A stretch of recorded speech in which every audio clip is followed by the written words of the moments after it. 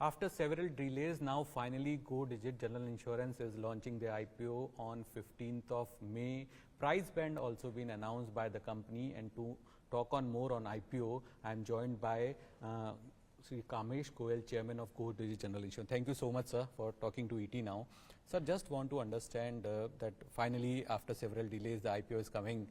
So price band also you have announced. There is a fresh issue of 1250 crore.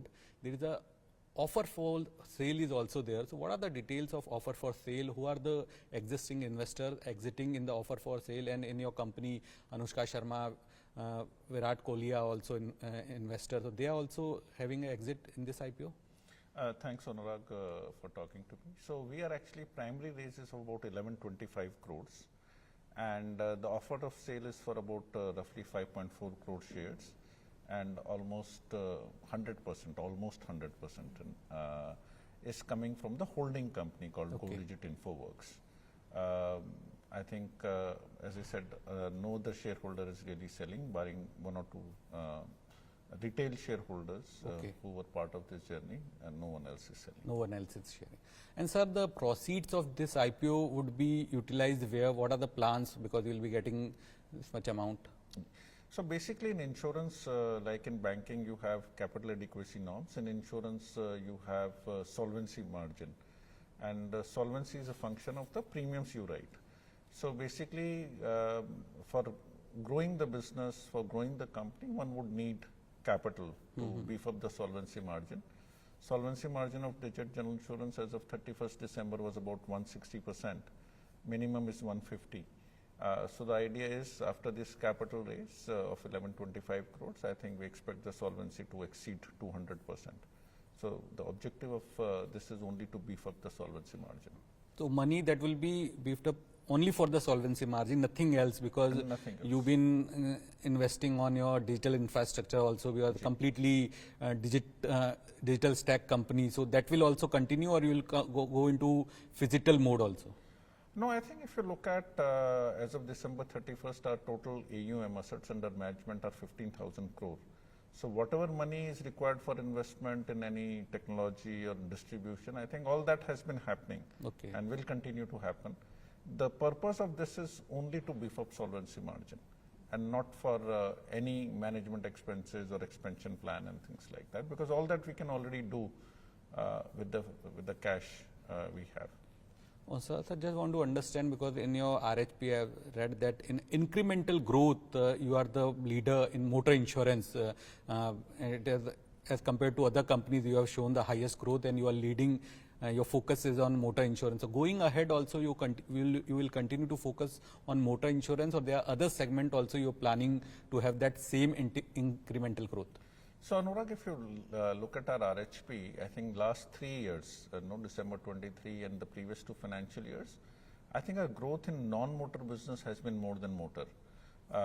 We as a company don't drive ourselves to say this is the line of business we need or should have. I think we always look at opportunity as to where there is a market opportunity and we don't have a good presence, and that is how we have been driving business. Going forward also, we'll continue to write. Wherever we would see opportunity, we'll try and do business on that basis. And growth in business on a particular line of business, all these changes, if you look at our numbers in the last 3 years, these numbers can change substantially. So presently your market share is highest in the motor. What is the percentage, and which line of business is the second one?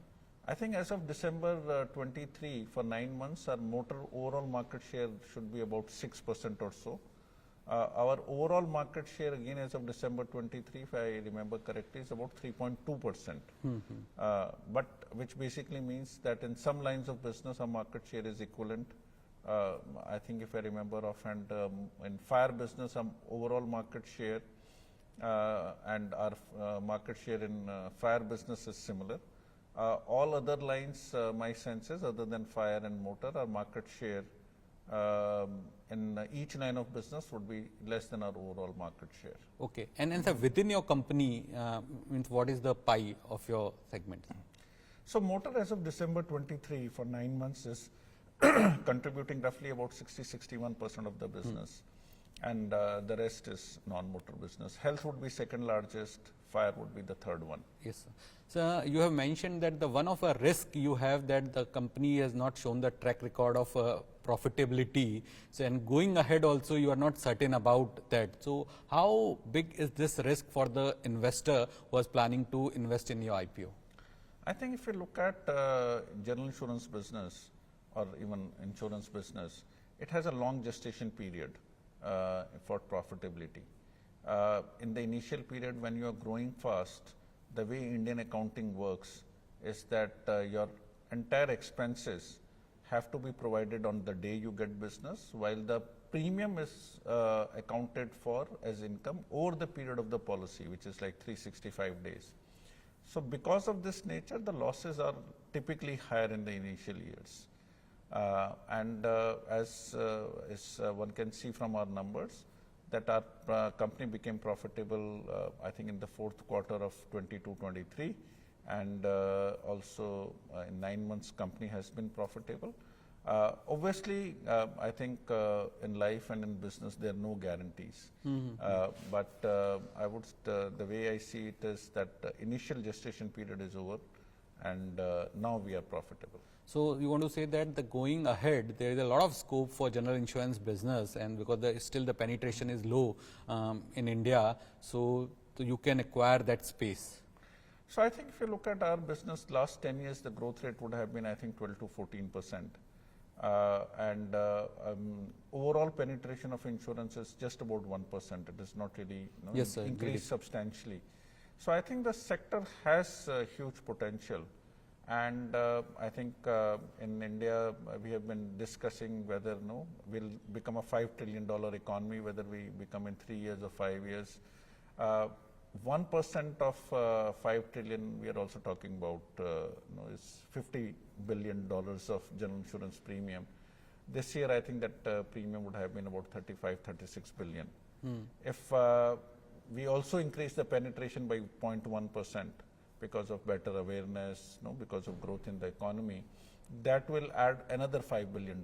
So, the growth I think in a country like India, and I hope we can continue on this path, if we continue to grow the economy, I think business will grow. So, there are if a lot of increase the penetration, then the opportunity becomes even bigger. Yes, sir. My last question would be on, sir, expenses of management. We have seen that last year IRD has changed the rule for expenses of management. So, how that has benefited your company particularly?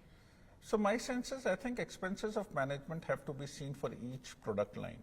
So, if you are writing crop business, a government health business, a group health business, you have very low overall expenses management, I would say less than 10%.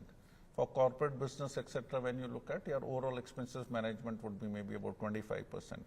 If you look at motor, retail health, etc., your overall expenses management can be 40%. So, I personally feel, this is my view, not Digit's, that expenses of management should actually be a reflection of the each type of line of business. Now, from a Digit's perspective, we had completed 5 years only, and regulator said companies which had just completed 5 years, they will get 3 more years to meet that guideline, and I think company has. So, for the next 3 years, you have a full leeway to spend as. I don't see it actually that way. I think Anurag, if you look at suppose somebody has less management expenses, now they go and they pay more commission in the market. Their loss ratios will still be the same because you cannot charge more premium, so you will actually destroy the profitability. Yes, sir. And I think a lot of people, and I know media has been writing that some companies can go and spend more money. My sense is that if anyone tries and does that, they will destroy the profitability. So, some of these regulations one has to see very carefully. And my suggestion also would be that I think regulator also would, over a period of time, look at line of business mix. Because objective of the regulator, which is very good, is to reduce the overall expenses of management. But as you rightly pointed out, Anurag, that when it is not based on product or type of business, and it is one number, then some companies will actually end up spending more. And this will not really benefit the customer. So, in a way, in your own question, there is a flip side of what can go wrong with one single expense of management. I think the answer lies there also. Thank you so much, sir. It was a pleasure Thank you so talking much, to you. Anurag. Thank you so much for having me.